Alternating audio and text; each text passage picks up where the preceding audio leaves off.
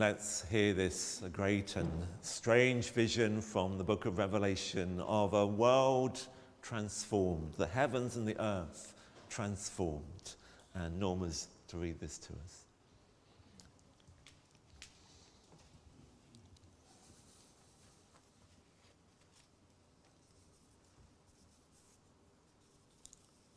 Revelations chapter 21, verses 1 to 6, and chapter 22, verses 1 to 3. Then I saw a new heaven and a new earth, for the first heaven and the first earth had passed away, and there was no longer any sea. I saw the holy city, the new Jerusalem, coming down out of heaven from God, prepared as a bride, beautifully dressed for her husband. And I heard a loud voice from the throne saying, "Look, God's dwelling place is now among the people, and he will dwell with them. They will be his people, and God himself will be with them and be their God. He will wipe every tear from their eyes. There will be no more death or mourning or crying or pain, for the old order of things has passed away." He who was seated on the throne said, "I am making all things new." Then he said, "Write this down, for these words are trustworthy and true." He said to me, "It is done. I am Alpha and Omega, the beginning and the end. To the thirsty, I will give water without cost from the spring of the water of life." Then the angel showed me the river of the water of life, as clear as crystal, flowing from the throne of God and of the Lamb down the middle of the great street of the city.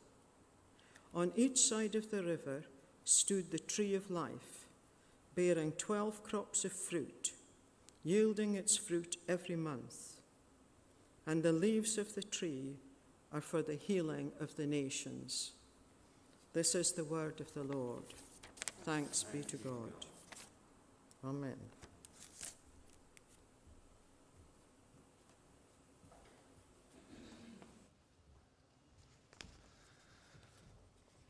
What do you think of that? Wonderful John, with this strange book that people have puzzled over and too often taken far too literally and forgotten all its poetry and all its symbolism. The thing that struck me today was, of course, there's no sea in this new heaven and earth. Why no sea? I love the sea. And I'm sure people who go off on cruises or whatever love the sea, unless it's really choppy. But of course, for the Israelites, the sea was that great threatening place. They were never a naval nation. They saw the sea as somewhere where dragons existed, and it was disorder and chaos. And so their sense of water is a river. If it can only be a wonderful river that you can drink from, because the sea you can't drink, it's no use for your plants. But think of a wonderful river. Maybe even the Nile from ancient days when they were slaves, or the Jordan, the promised river. And a river, in their imagination and John's imagination, a river that brings life, a river going through a desert, and everywhere the river goes, the desert blooms.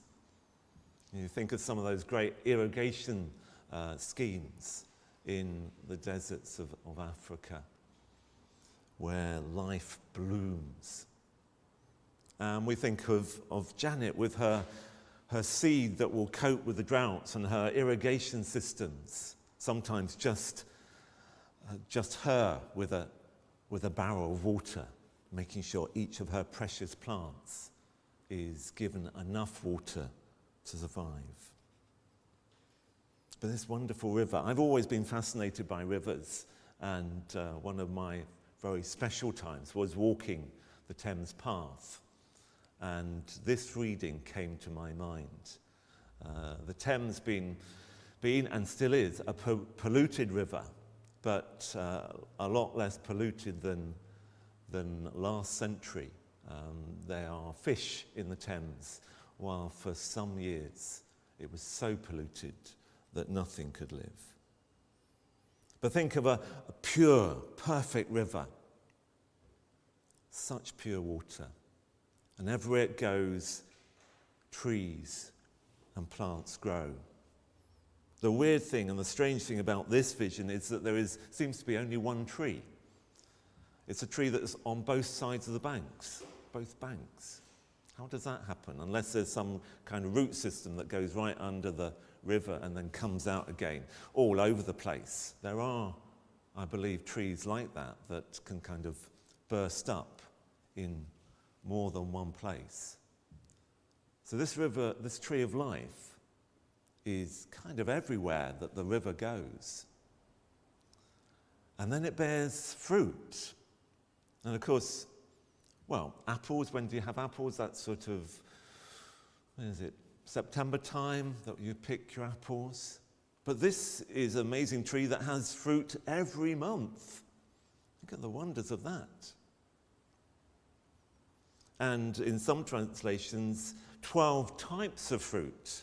So this is a tree that might have different types of fruit for each month. So in January, you'd have something that tasted like a wonderful strawberry, and then in July, maybe something like a peach, an apple in October. And not only that, the leaves of the tree are for the healing. Now, ancient people knew how herbs could heal, could help. And we know that today. Sometimes we're relearning some of those gifts from the past.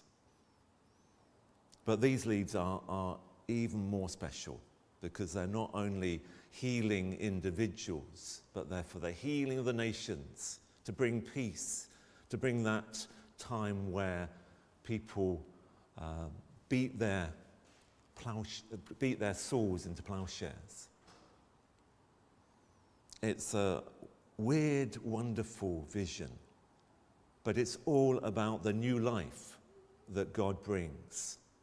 A new life at the culmination of everything, that new heaven and earth, but also that new life that breaks into our old world as it is. And every tiny moment of transformation is that vision coming alive. In Janet's village, in Jessica's village, in Ukraine winning the European Eurovision Song Contest. It's not something I watch, so don't ask me who was second. I can't remember that one, but that's a miracle in itself. When did the UK last get anywhere near winning? If that's possible, then maybe pray that Ukraine will be able to host Eurovision next year in peace. We're going to do that in a moment. Pray. At the moment, we're in a kind of lead-up time to Love Wycombe, a celebration in the middle of town that brings together Christians from all the churches and from the surrounding villages. And that's on the 12th of June. There won't be a service here. Instead, we encourage people to meet near the Guildhall for an open-air service, and we hope and pray the weather will be kind. But in the lead-up to that, two things are being asked of local Christians and local churches.